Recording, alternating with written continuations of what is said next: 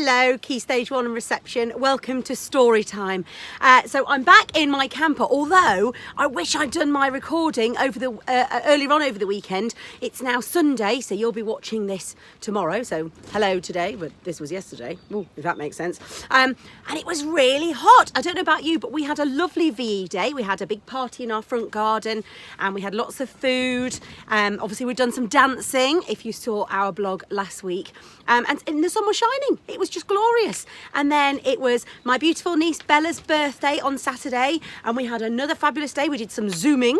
So we did our Zoom chats, and she did as a quiz, and we had a lovely time, and it was really hot. And then today we woke up and it's super windy. Oh my goodness me. Well, I've still come into my camper because it's still the quietest place in our house for me to read you a story. And the story I've chosen to read to you today is based on the fact that in our house or in our family, it is what we call birthday week. So it starts off with Bella's birthday. Would have been on Saturday.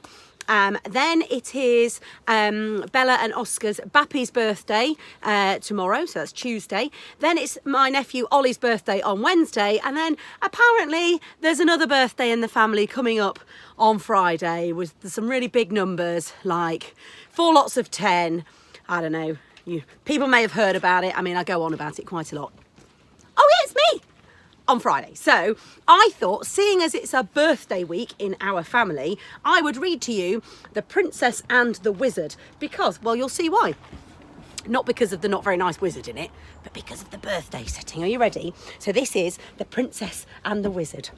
Are you sitting comfortably? Then we'll begin.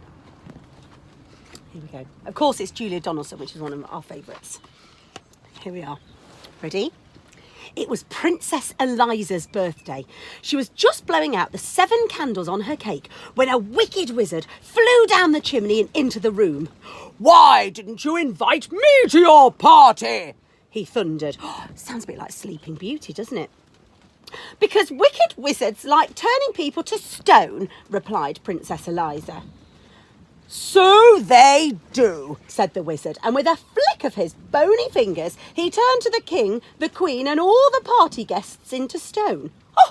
Then he laughed a horrible laugh. I like that one. And said to Princess Eliza, "They like capturing princesses too."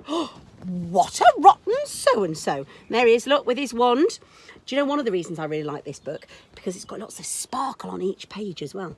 Lots of pretty sparkle. Oh no, they're all turned to stone. What will they do? Do you recognise this? Look, maybe from your parties this week, a bit of bunting. It looks a bit similar to mine actually, red, white and blue. Here we go. What are they going to do?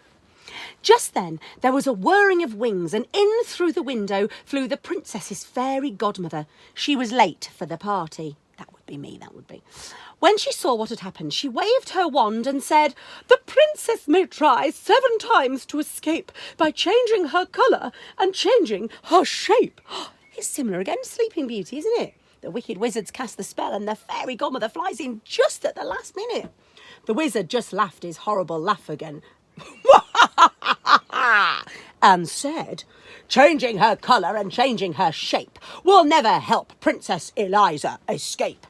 Then he snapped his bony fingers again and turned the fairy godmother to stone. It's not very nice at all, is he? The wizard whisked the princess up the chimney and carried her away to his tall, dark castle. He locked her into the cellar, where she cried herself to sleep. And look, all she's got to keep in her company are the rats. I'm okay with that. And the spiders. They're not my favourites. The next day was Monday. The wizard unlocked the cellar door. He was holding the big red book which contained all his magic. "This is your first chance to escape," he said. "I shall count to 100 and then I shall come and find you." He opened his book, closed his eyes and began to count. Princess Eliza ran outside. The moat of the castle shone blue under the blue sky. She jumped into the water and turned herself into a blue fish. 98, 99, 100. The wizard opened his eyes, looked in his magic book and read, "To find where Eliza is hiding from you, look in the moat for the fish that is blue." He fished Eliza out of the moat and took her to his kitchen, which was full of blue plates and pots and pans. They were all covered in dried up food. Ugh. "So, you like blue, do you?" he said. "Then set to work and wash." And he locked her in. Huh. Oh dear. On Tuesday morning, the wizard unlocked the kitchen door. He looked at the clean plates and pots and pans and he grunted. "Chance number 2, he said. Then he opened his book, closed his eyes and began to count. Princess Eliza ran to the farmyard. She turned herself into a yellow chick and hid in some straw. Can you see that yellow chick? Not to give it away, but it's the really sparkly one. Did you see that?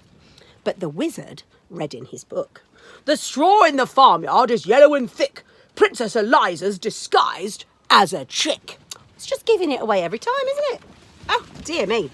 He scooped Eliza up and took her to a cupboard which was full of yellow socks. They all had holes in them made by his pointy toenails. Ugh!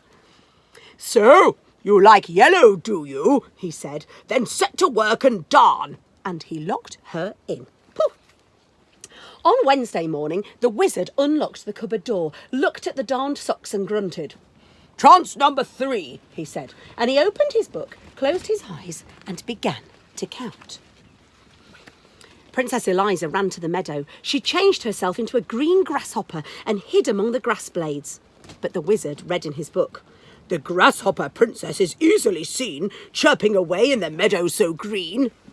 Can you see her? Look, there she is.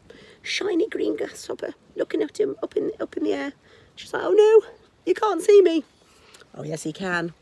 He caught Eliza in a net and took her to his green bathroom. The bath basin, walls and floor were covered in the wizard's slimy toothpaste. This is just disgusting. "So, you like green, do you?" he said. "Then set to work and wipe." And he locked her in. Ugh. Brr. Oh, hang on. Flipped a page. My goodness me, that will never do. 3 more days went by. Each day the princess tried to escape. On Thursday, she turned herself into an orange fox and hid in a pile of orange leaves. Good camouflage. On Friday, she turned herself into a purple butterfly and fluttered among some purple flowers. On Saturday, she turned herself into a black cat and lurked in a black tunnel. I thought that would have been brilliant. But each time the wizard found her and gave her yet more work to do. But what's the problem? Why does he keep finding her? Oh, it's that darned book, isn't it? On Sunday morning, the wizard came onto the roof where Eliza had been scrubbing the sooty chimney pots. Instead of grunting, he laughed his horrible laugh. "This is your last chance," he said. "If I catch you this time, you will stay and work for me for the rest of your life." Then he opened his book, closed his eyes and began to count. Princess Eliza turned herself into a white gull and flew up into a cloud. But as she hovered above the roof where the wizard was still counting, she saw words forming on the page of his open book. "So that's how he finds me," she cried. "I shall never escape." But then she had an idea. She turned herself into a page of the wizard's book. A perfectly blank white page with no writing on it. Clever Princess Eliza.